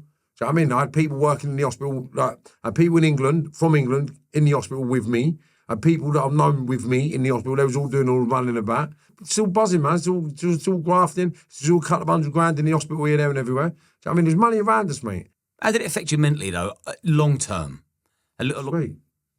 No, see, again, it's a small price to pay for the shit I've been through and the shit I've done, isn't it? It's like, I'm accountable for what I've done and where I've been, yeah? So it's not... Live by the sword, die by the Yeah, sword. Yeah. come on, man. What are you moaning about? That the amount of people that I've hurt out here. Do you know what I mean? Like, I've emasculated. I know I've weighed in. I've smashed people's heads in. Yeah? In prison, out of prison, on the road. I've served people up like you couldn't imagine. For fun. For fun. This is how bad I was, right? Say you're my missus, right? Me and you having an argument. I say, yeah, I'll fucking show you. And I'll jump out of the car and I'll just weigh the man in. Because I wouldn't beat a woman up. And then I'd blame them for making me the mad to serve him up. So I'd just do strangers for nothing. Just for nothing. For my bird giving me the I'd jump out of the car and weigh a stranger in the street. Plunge them up, stab them, beat them, do all that sort of shit. I was nuts. What did you do to the geezer that shot you? Nothing. I want to create a forgiveness course with him. Yeah, but he won't reach out to me. What, restorative justice? No, I just want to create a course to give to the kids in prisons and all that. Don't worry about it, man. There's bullshit about you got to retaliate. For what? But at the time, you was of that life. Why didn't you retaliate? I was gonna, yeah, and I promise you I was going to. So my aim and goal, my plan was, yeah, to get my kids in boarding school, yeah, because I thought if I go away forever, my kids need to be in a place where they're going to be in a different place. So I needed them in boarding school. So I got ready to put them in boarding school and pay for them for the next 7 years, 8 years, right? But by the time I got them in boarding school, I got a phone call from one of the boarding schools asking me if the school's safe. So what do you mean? So they've done their research and due diligence on me, and they said, well, we was a bit concerned about your previous and we was wondering if there can be any retaliations for things you've done. Because if you search it up, my name, it says I've been investigated for over 25 murders, shootings, stabbings and all sorts, yeah? It says that on the internet. So the school, within their right, have said, we don't really want your child here. Do you know what I mean? I said, well, no, ain't going to happen. Nothing's coming to your school. No. So I had to beg, plead and borrow for my kids to stay in the school. And then, because the kid that shot me, I'll be honest with you, all I wanted to do to him, yeah, and this was all I was going to do, I was going to chop his hands off, chop his feet off and blind him. Right? That was my only plan for the kid. I wasn't going to kill him. I just thought I'd chop his hands off, chop his feet off and blind him and see how he likes that. Do you know what I mean? And I'll come back to England. He lived in Brentwood. His mum and dad lived in Brentwood. So I moved, but come back to England and moved to Basildon. Yeah? And then I went to Brentwood Virgin Gym, yeah, to get our due diligence. I found out what house he was staying in, because he didn't know, but he was living with an ex-girlfriend of one of my pals. So I knew what house he was in. I knew where he was. So when I've put the plans in place, everything was in place for me to go and snatch him, take his feet in his hands. And then I got a phone call off to school. And I thought, ooh. And I remember when I first got nicked for the 19 murders in 2002, my son was... See, he nearly come on again, him. My son was 7. And when I got nicked, he refused to speak to me. He wouldn't speak to me. He was too scared of me. Do you know what I mean? So I didn't want the same things to happen with my 2 daughters. So I thought, I can't do nothing to this geezer. Do you know what I mean? And it was just things that broke my heart with my eldest son. He said, I don't want to speak to you ever again. You're a murderer. Oh, mate, it broke my heart. It fucking broke my heart. And that, mate. And that was in 2002. So when that sort of thing come back to me with my daughters, I thought, I can't be doing this. And you know what? I thought, fuck them. I'd rather focus on my daughters. And because my daughters started speaking really posh,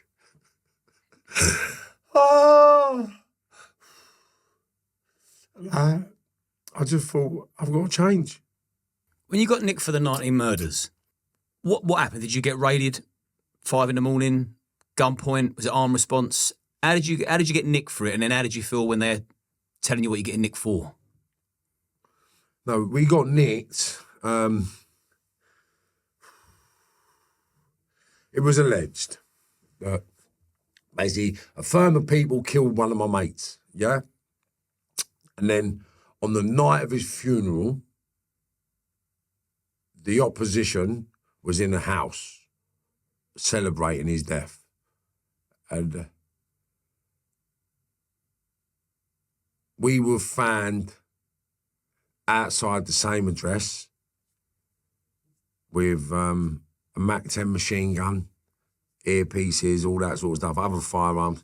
And it was alleged that we was there to kill everybody in the house, as well as X, Y, Z. So then basically what happened was, when we got nicked at the house, we've been split up, we've gone to prison, and then all the other murders got attached to that case. Do you know what I mean? So it was just all bollocks, really, to be fair. So initially you was nicked for conspiracy, and then they linked all the other murders to the conspiracy. Yeah. Which was 25 in total. No, 19. And basically what happened was, the lockup where all the guns was kept, with the body armours, the helmets, the crash, the motorbikes, the cars, all the lockup, right? With all our DNA, all our bits and pieces in it. Now, when the police emptied the lockup, what they'd done is cross-contaminated all the firearms. So there was Mac-10, Mac-11, an SMG, a couple of Glocks, a couple of hand grenades. Like, it was a hitman case, right? And basically what they've done, they've laid them all down on a bit of dirty carpet and cross-contaminated them all. So they couldn't go through with the case. So then we got found guilty by association to one of my co-defendants taking a plea bargain for no more than 4 years. So he took that plea bargain for possession of the Mac-10. And when we got the acquittal on all the case, we got found guilty by association and got 5.5 years. I mean, that could have gone completely the other way, couldn't it? How? Did you think in your mind 5.5 years is a result for that? Or did you feel like you were cheated? When we got found guilty by association, I looked at my co-defendant who took the plea bargain and just told him, if I get double figures, you're gone. Simple. If I get double figures, you're gone, mate. And they come back and I got 23 years, yeah? 23 years. That's all I heard, 23 years. But it was concurrent. So I got 5.5 years, and then I got 2.5 years, 4 years, 5 years for each thing. They added on. And they come to all I'm hearing is 23 years. So I just looked at him. As if I'm looking at you. Mm. I was just like, you're going, mate. You're gone. You're gone. You rat. Do you know what I mean? And then my solicitors, I don't know if they heard it, but my solicitors come over and said, what are you doing? What are you doing? I said, what do you mean, what am I doing? I said, he's fucking going, mate. I'm fucking 23 years. He said, no, it's not 23 years. You got 5.5 years. I was like, what? He said, it's concurrent. I said, 5.5 years? I've done a year. How long have I got left? He said, you're 2 years. Who do you think was more relieved, you or him? He was, yeah. But he's got to live with that for the rest of his life now. He's got to live with it. And what I've said to him, I'm not going to tell everyone you're grass, but I'll tell everybody you can't get nicked with you. You know what I mean? You're not grass, but you can't get nicked with you because you just think yourself. And we could have all been at home with nothing. Grassing within the criminal fraternity. Yeah. How much of that goes on? They're all at it. That's how you got to look at it. Now, I was under investigation every year and I got arrested every year. Without a shadow of a doubt. There wasn't a year that went on, where Marv wasn't nicked and put in jail on remand because of association, because of suspicion, because of conspiracies. I never see all the other gangsters getting nicked. All right, what's this? I got nicked for 90 murders, but I was connected to people that was connected to other people. So their bosses, my pals' bosses, delivered 300 grand and a fucking couple of machine guns, to a hotel and try to tell me they're not grasses. I've looked at my pal and said, how the fuck do you think this geezer's not a snitch? What are you talking about? He's proper. I said, how can he be proper, bruv? Let me explain that to you. I don't know anybody from the criminal world, that would walk into any hotel, especially in fucking Chelsea, with a Mac-10 and 300 grand, bruv. Who? Worst case scenario, you're going to pay someone to deliver it.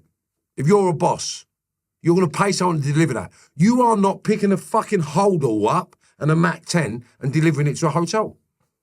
If you're not a grass, you're not going to do it. You're not going to do it. In case you get nicked or stopped.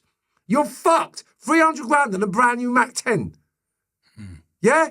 And you're delivering it to Chelsea Village Hotel. Fuck off. You're grass. And then when we all get nicked for 19 murders, you, your brother and all your people don't get nicked. Don't get nicked. Don't get fucking nicked. It's not possible, mate. Not possible. So they're all fucking snitches and they're from West London and they've killed one of their own pals to get where they are today as well. They're fucking rat cunts, mate. All of them. And what they do, they throw mud at every other cunt. He's a grass, him, he's a grass. Whoever tells you someone's a grass, use your grasses. Do you know what I mean? Like, I've never called anyone a grass. And so I've got the paperwork. Now, or they've walked into a hotel with a Mac 10. You know, but I've got paperwork on them. I've got paperwork on them. I've got paperwork on all of them. One of their fucking subordinates, yeah, got nicked on the M25 with a ton of puff, got taken to Bethnal Green police station, and then walked out by SO9. And when the SO9 said to the old person, what are we going to do with the puff? SO9 said, fit someone else up with it. And he's dead now, so I can talk about him. John Hardwick got nicked with a ton of puff on the motorway. Right? A ton of puff. And walked out of Bethnal Green police station. Walked out of there. And he worked for the same people in West London. Who I'm talking about. I won't mention their names, but people know who I'm talking about. No value, man. No value. They've got their own son-in-law ironed out for a cozzer. For a cozzer. The cozzer said to them, it's saying, Marvin's too hot. But Marvin's in Spain, right? Marvin's too hot. Don't let him come back. They come to me, the cozzer said, you can't come back. So I've said, fuck off, I'm coming back. So when I've come back, I've been ironed out. Been ironed out. They ironed him out. They ironed him out. They ironed him out, mate. Ironed him out. And basically, when he got shot, when my pal got shot in the car, the driver took my pal to the boss's house. Guess what the boss said to him? Why did you bring him here? Huh? Your youngster, who's got a kid with your daughter, yeah, has just been shot. The driver brings him to you, then you turn around to the driver and say, what the fuck have you bring him here for? He's your son, mate. What do you want me to do? And they left him in the car to bleed out. Left him in the car to bleed out. By the time he got to hospital, he was dead, mate. Yeah? That's why I could never forgive him. And then the rat tried to make out that it was his daughter that ready-eyed him. It's fucking sick how it all happened. We all know good cunts. All the old lot from West London. Scumbags, mate. So when you got the 5.5 years for the conspiracy of the 19 murders, was that the last stint in jail you spent? Nah, because I got nicked again in 2012 for another 4 murders with that Dale Cregan. His boss owed me 1.6 million quid. I used to work in Manchester. I used to do lots of bits and pieces in Manchester from 2009 to 2012. I fed Manchester everything you could ever imagine. Mad, isn't it? It just goes full circle. Well, it's mad that you've both got an eye missing as well. He got... The reason why we became sort of associates was he was the younger lot to someone that I used to have it with in Manchester, right? And basically, he's gone to Thailand to get on, because look, there was a strange bunch of youngsters that used to get up to strange behaviours sexually with all weirdo shit, yeah? And basically, he went to Thailand and ended up having a row with a load of lady boys and getting stabbed in the eye. So I don't know what happened or what encounters, but they was up to sick shit in England. They used to do some sick shit, like sexually with each other, boys and girls, like the weird sex This is shit. Dale Cregan? Yeah, Dale Cregan and his little group of people. His firm? Yeah, they done some weird sex shit, right? And I'm telling you, they done some weird sex shit. I'm not going into it, but they done some weird sex shit, yeah? And then when he went Thailand, he lost his eye. So I'm only imagining that he might have tried to do some weird sex shit over there and they weren't having it and it kicked off and he's been stabbed and lost his eye. So my mate, who I was having it with, whose mum got 6 years She got nicked with us, right? And she ended up getting 6 years. Anyway, he said to me, my pal's lost his eye and he's getting a bit down and depressed. Do you mind coming to speak to him? So I said, no, of course not. So I've gone and spoke to him for a few months about his eye. Don't worry about your eye. And we thought it was all right, but obviously he wasn't. He wasn't. I mean, what he done was despicable, wasn't it? He's a scumbag, mate. And the fact was, he actually come to me after he shot the dad and the son. Yeah, because he shot the son first, but I've been told he never even shot the gun that shot the son. Do you know what I mean? So he done the young son, and then the dad had turned around and said, fucking little I'm going to do his son, see how he likes it. And then when he heard that, Dal, he went round the geezer's house to do him and his pal. And he ended up shooting him and hand grenading him. And then basically he come to me after that and asked me to get him out of the country. She's having a fucking laugh, ain't you? I said, you better go and hand yourself in, mate. You're fucked. Hand grenades, that's terrorism, mate. So then young Jermaine Ward that was with him, yeah, I said, Jermaine, you come with me, mate. Fuck this. And you tell the police these lot have terrorised you. I made you do it.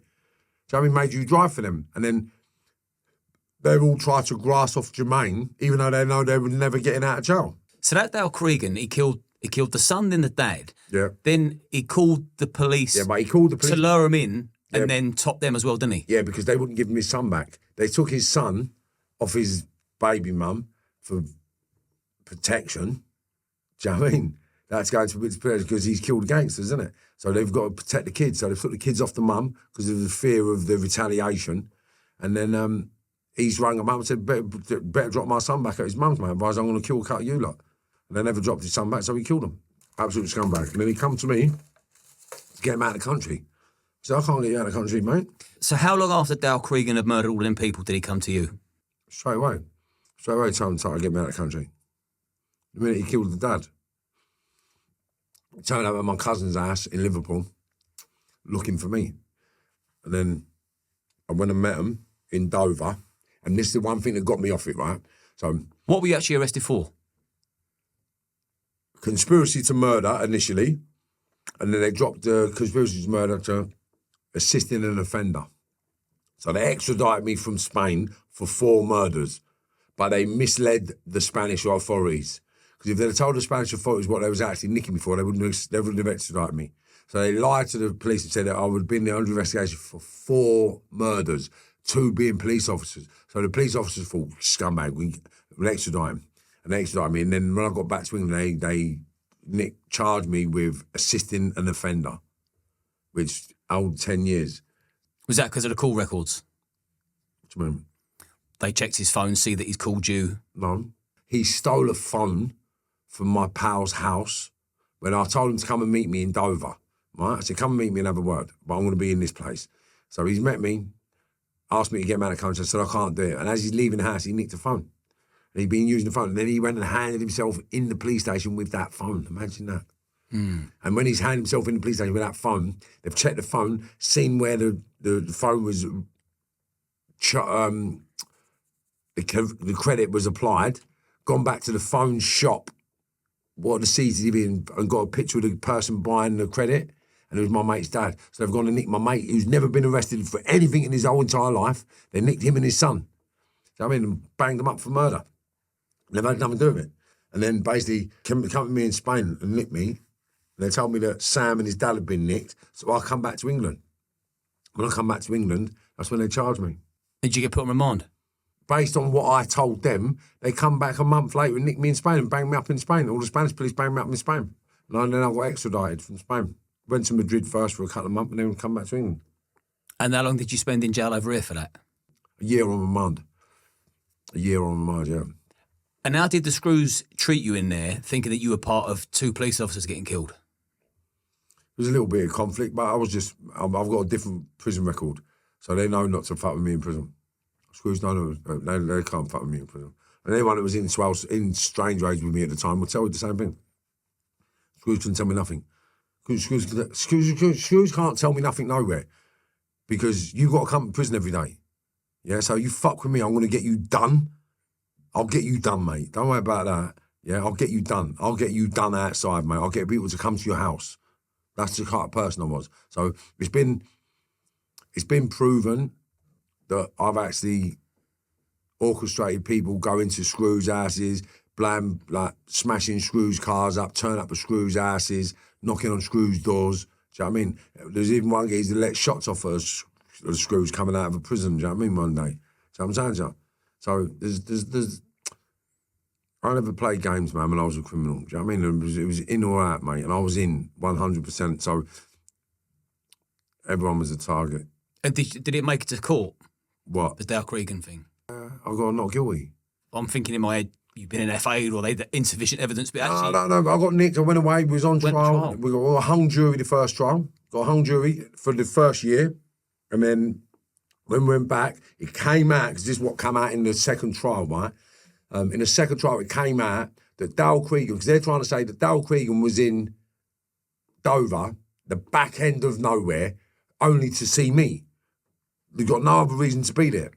Yeah, but then I found out, that there was a paid informant that owed Dale Cregan 25 grand, that lived on the same street as my pal's dad. Yeah, so he was down there seeing this fella for the 25 grand, but the police never let that come out. They tried to make out that he saw me, but he never saw me. So they didn't have to even nick me, but they nicked me just to build a case. And it all fell apart because when I exposed the informant on the same street, then they threw the case. So was that the point where you thought, enough? No. Still not? No, because I was still doing all the puff, doing loads of puff and bits and pieces. And then basically one of the youngsters owed me the money. And when I got out from then, one of the kids owed money.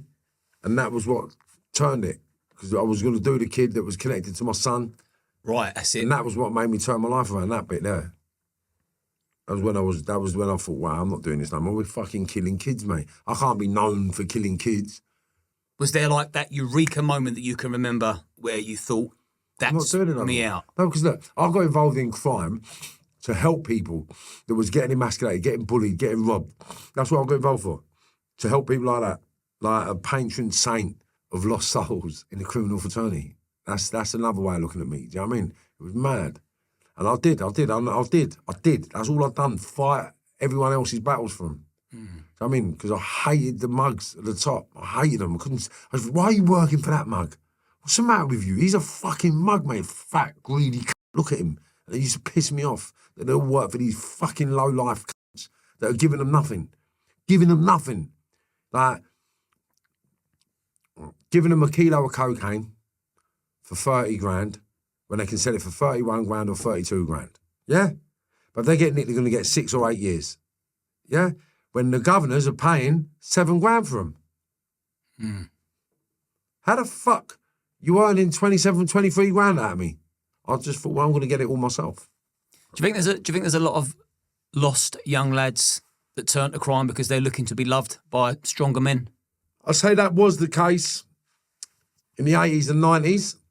I said, but now because of social media and life, everybody's involved in it because they want the materialism. They're addicted to materialism, social media, dopamine, getting all their little rushes from dopamine. And so they're all lazy little fucks now. The kids are fucking lazy out here. Like, we used to go to work. I used to go to work. Even nicking car stereos all fucking day, mate, to nick a couple of grand. Do you know what I mean? All day, all over the plot, mate, for hours. You're going to work. Do you know what I mean? Then the vans, you used to go and study the vans, follow the vans, homework on the vans, due diligence on the vans. Do you know what I mean? Lockups, everything. You got to fight, you got to do everything. You got to work, graft, put your brain to use. You got to get cars, bikes, lockups, slaughters. You got to work, mate. Yeah? Now these lazy little where's my money? They sit there like that. And that's why it's fucked, man. It's just all the villains now are mugs. What do you think about all the kids stabbing each other, killing each other See, again, every week? Me personally, I think they should go back to having straighteners. But now, all the mugs that can't have a straightener will shoot you and stab you because they're mugs. Yeah? They can't stand up on their own. They're not men. They're not men. They're not men. They're not alpha males. They're sneaky, deviant little parasites, yeah? They'll just suck the life out of anyone for as much money as they can. And that's why I've never liked them. Never liked gangsters. Always put it on all the gangsters. If you was a gangster and you come in my company, I'll put it on you to see how bad you were. And you had to prove yourself to me. Facts. or you're a mug. And I tell you to your face, you mug. I do it now. Still see him now. Still being a mug. So marry you mug. I used to hate it. How? Why? Oh, mug, man. Fucking mugs. Do you know what I mean? Like, why? Why I'd rather be skint building businesses than being a criminal. And you've rehabilitated yourself, haven't you? Yeah. What was the first step towards rehabilitating yourself? Going without. You got to learn to go without, mate. Learn to live skint. Even that. I am skint. Like skint. And I'll prove it to you now. Watch this. I trust every word you say. No. I like doing it though. Right? I like showing people. I'm one of them people. Fair play. Yeah. Marv broke me. So that's the hardest part. And if you're not prepared to go through what I'm going through now, then you're a mug. So the first step towards rehabilitating yourself was, right, I'm going to go without. You got to go without. No more. High life is over. Yeah, it's gone, man. You got to give it up, man. Was that an easy choice? Nah, it wasn't. It's a big move. Yeah, but the one thing that keeps me going is the fact that I'm broke, but every penny I get goes on her school fees. Do you know what I mean? So I pay for her school and I'm building my empire back from nothing. So my empire is getting built from nothing. So people can see that I'm genuine. That's the only reason I'm doing it. Do you know what I mean? So I'm building my empire from nothing. And right now, I'm living in a porter cabin so she can go boarding school. And this year, everything's going to change now. Cause everything's falling into place now because I've been doing it for the last 6 years. So everything's falling into place now where I'm going to start seeing the benefits of my labour, if that makes sense. I mean, because you've put in a good stint. Once you decided that you're going to go straight, you're going to go about, you started speaking at schools. You've been at Downing Street. Yeah, Downing Street, yeah, been everywhere. Parliament, Houses of Parliament. I've done the first ever, but I've been involved in the first ever boxing event held in the Old Bailey last year. Imagine that, first ever. And we had the Sheriff of London competing on the night. The Sheriff of the City of London competed on the night. Had a go on the night, and I've got the pictures to show you. Sick, mate. It's unbelievable. So we're doing it again this year, and then we've got somewhere else to do it even more special than the Old Bailey. Sort of satisfactions you take from when you go and you speak in prisons and schools and you're the cautionary tale. It's a buzz. I've made them realise early enough that it's not worth it. Like, I never actually thank fuck for you telling your story, man, because I would have carried on. Like, I actually thought I was going to benefit, and they know they're not now. And that's a nice feeling. And how many years you been straight? 2014, I decided to turn my life around, but it took me 3 years from 2014 to eradicate myself from all financial revenue streams. So there was a lot, trust me, there was a lot of money out there. And what I'd done, I took my youngest daughters all around the world. Because my youngest daughters hadn't travelled, but my eldest kids had been to Australia, Singapore, Thailand, and been about, travelled. My youngest hadn't travelled, so I thought they've got to travel before. So I used whatever cash was around me to take them on first-class holidays all around the world. For about 2 years, we just travelled all around the world, just first class everywhere, mate, just so my daughters could get the experience. And then they went boarding school. So in my head, what I'd done was said to myself, right, I'm going to give my daughters a way of life, make them accustomed to a way of life through living and travelling, that if any man ever tries to get in their life, they've got to compete with that. So, decided, going to live without, you took your kids around the world, that's beautiful. And then you've been on this journey of, I suppose, sobriety from crime. Yeah. And always is, I'm bringing awareness to the youngsters. I want to create millionaires and billionaires. And my ultimate goal, this is my ultimate goal. So once I've finished all my charity work, what I'll do in the next 2-3 years, after that, I'm going to have my own independent organisation that will create millionaires and billionaires from my framework, and I'll take 5% of everything I build. And that's my aim and goal. And I'm going to have my own schools, colleges and prisons, people referral units, colleges and prisons. I'm going to have, because the systems don't work and they've failed everybody that's been connected to them. The people referral units, where the crews, where they put the naughty kids in school in, yeah? There's care leavers, the prison, none of it works. The schooling system doesn't work. So it doesn't work for everybody, and the ones it doesn't work for, I want to give them a different avenue and a different reality, and I'm going to give them a different framework to create whatever they're good at. And I'm going to take 5% to add value to make them whoever they want to become. And that's my agenda. You got a plan. You got a plan. And how old are you now? 52. Looking good as well. And that's with a tash. Even with this, yeah, I know I'm a handsome. I know I'm handsome, right? And this just adds that little...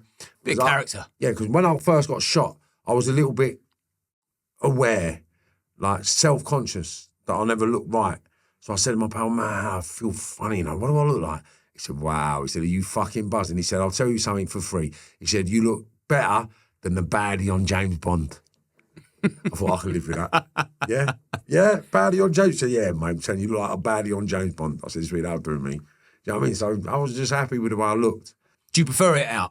Yeah, so when you got the eye in, yeah, and there's the sleep that creates itself because there's a foreign object in your eye, the sleep gets hard, it feels like glass in my eye. So because it always feels like glass, and days I don't want to feel it, so I just take it out some days. Like today I took it out. Do you get asked a lot by people what happened, or do they think they don't want to ask? No, people do ask what happened to you. I tell them I got shot. I'm proud of being shot. Do you know what I mean? I'm proud of getting through all this shit. I'm buzzing that I've got through this. Do you know what I mean? Without... Well, I don't know about the long-lasting effects, but I've never had no dreams about being shot or relived it. Do you know what I mean? But then I haven't stopped puffing, so maybe when I give up puffing, I'll get some reoccurring things. I don't know. But, yeah. Well, by you being shot and by what you've gone on to do, you've probably saved a lot of other people from getting shot. You've taken one for the team, essentially. Yeah. Ironically enough, yeah, I stopped more people getting killed than I was investigated for, put it that way. Do you know what I mean? Because there's been people out here, man, I'm telling you, there's been people out here, I've actually said, you can't do nothing to him. He's talking about, he's with me, mate. No, he's with me, mate. No, he's with me, mate. No, he's with me, mate. He's with me, mate. And I've done that a hell of a lot. And they all know, you all know. Do you know what I mean? They all know out there. I've saved lives, mate. I've saved some fucking lives, mate. And what? What are you talking about? What you want? It's money, bruv. Don't worry about that, man. Fucking want to iron him out for money. You're mad, ain't you? No, he's with me, mate. No, you'll get your money back. Don't worry. Do you know what I mean? So I've stopped people from getting killed. I haven't paid everyone's bills, but people have been paid enough to wipe their mouth. Do you know what I mean? What about a book? It's coming. It's coming. I'm in the process. I've got a bit of the book there. Film? Yeah, it's all coming. It's all coming because it's the road to redemption. 21st century road to redemption. The lamb, the lion, and the shepherd is my arc. Who would you have playing you? Tamer Hussein and Idris Elba. They're the only two I'd have playing me. Yeah, Idris Elba would be great. Yeah. Because I'll tell you about Idris, right? So I actually know Idris from back in the day. And I remember I was watching The Wire in Spain with a few of my pals, yeah? And I'm like, I know that geezer, he ain't American. Like, shut up. I said, no, I'm fucking telling you, I've spent some time with this fella.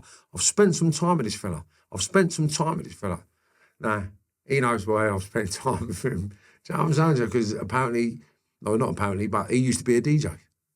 So I've been on the circuit, I've been out, been partying, and we've had some fun, right? Yeah, so when I've seen him on The Wire, I thought, I know this fella. And then, obviously, he played the part, and then when I come back to England, I've realised it was him. Wow, it was him. Do you know what I mean? Brilliant, isn't he? But he's sick. So I'd have him, but I don't know if they can make him look like me. I don't know, because he's a bit darker than me, isn't he?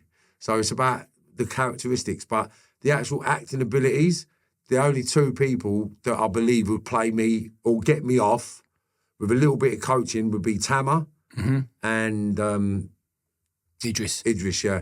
Because I actually know Tamer. Well, I know Idris and Tamer, but I'm more personal with Tamer than I'm with Idris. Me and Idris weren't tight like that. Yeah. Where me and Tamer go back to the Old Kent Road when I was 8, 9, 10 years of age. So I used to go over to my auntie's to do all the badness. It's another story, mate. So I used to rob the people over South Another London. podcast. You're gone. I used to rob people in South London because I couldn't rob anyone in North London because they could see me wearing all the shit. So whatever I used to nick in South London, I used to come and wear in North London. And that was 8, 9, 10 years of age. I was over South London robbing loads of shit. Do you know what I mean? And doing loads of shit. Because I know everyone everywhere. I grew up, I used to take Puff. I used to take car stereos to Brixton, yeah, in 1981, 1980. I used to get on a train dressed up as a army cadet, yeah, and go over to Jason Willis, his name was, who used to buy them off me. He was Julian, a friend of mine, Julian's cousin, or a link with Julian. So Julian and Gooch, brothers, I used to nick stereos, and then I used to borrow Julian's army cadet's uniform, and then come over Brixton dressed as an army cadet with a rucksack full of car stereos, and then come back with my cess and my money. Do you know what I mean? And that was like 10, 11 years of age. Do you know what I'm saying? So I was in it everywhere, doing everything, anything to make money. Yeah. Final message to anyone either on the road or thinking about going on the road. Don't bother. You'd be better off, right? And this is not bollocks. This is the facts, right? You'd be better off, yeah, just taking a short course in business, yeah, finding out how to set up a business, yeah, and then follow the business models, because businesses do not fail. People fail business. Remember that. And there's always there's a strategy to any business. And once you've got the strategy right with the right network and the right people, you don't even need money to open up a business. All you need is an idea and the right framework of people. And that's it. Framework, network, and idea. Or idea, framework, and network gives you your results. Done. So why would you waste your time committing crime where you could go to prison? I don't get that. And if I'd have known then what I know now, I'd be a multi-billionaire. Not only that, there's a strong possibility that you'll end up dead. Well, you'll be dead mentally, physically, spiritually, or literally if you get involved in crime. But all four of them will happen. Do you know what I mean? And every one of them will happen, and there's a good chance that you'll die in prison, die on drugs, or die because someone set you up. Because it's all bullshit. It's all bullshit. And everybody will want what you got, and everybody will want to set you up for what they can get. And that's it. And they're all scum. So they're all scumbags. And that's what made me who I was, fighting all the scumbags in that world. And that was my reality. It is nuts. So my only advice to anybody is just get the fuck away from it, get into business, and get the right people around you.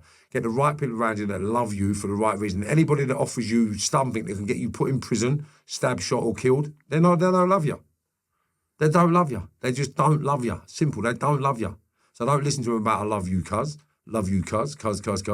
If they love you, then they'll give you shit for free. So you can live a happy, nice, happily. That's if they love you. Yeah?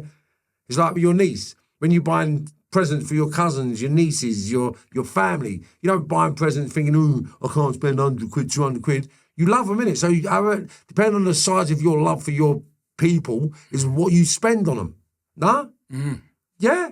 So what do you spend on your missus? What do you spend on your kids? What do you spend on your mum? Do you understand? Like, when you buy them presents, you think, oh, fuck me. Oh, it's Christmas. Oh, fuck, I've got to buy this, I've got to buy that. Can't buy them shit.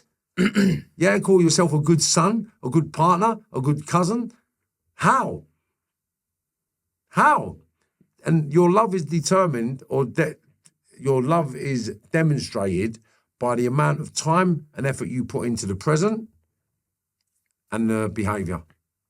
And that's what shows you love. But if I can give you any product that can get you stabbed, shot, killed, or put in prison, then I do not love you, because I have not considered you or your well-being. And how happier are you now, living the life that you live now compared to the one that you did? Yeah. I wouldn't be happy if I died tomorrow because I haven't built what I need to build for my kids. But I'm happy going through the struggles that I'm going through now. I'm happy even my daughter gets the ump because I'm broke. Daddy, please, when are you going to change? When are you going to... I said, babe, it's business, and business is going to grow, and you'll be happy with what your dad's done. Do you know what I mean? But they just don't like me being on here telling people I'm skint. They hate it. Do you know what I mean? So they get a little bit embarrassed because I'm being honest. But at the end of the day, I wouldn't be me if I wasn't that honest. And you know that. I love you all, my children. Well, I hope in 5 years' time you look back on this podcast telling people you're skint, and you won't be. I won't be. You'll be complete. Within 3 years. Right? So I'm telling you now, by the time I'm 55, you're going to see a different Marvin Herbert. And that's a fact. Marv, this is your invitation for 3 years to come back. Come on. Watch, you'll see, man. It's 3 years, man. Within 3 years, man, I'll know it. And thanks for sharing your story with me. Come on. Appreciate it. All day long, my brother. Thanks again, man. Come on. You are.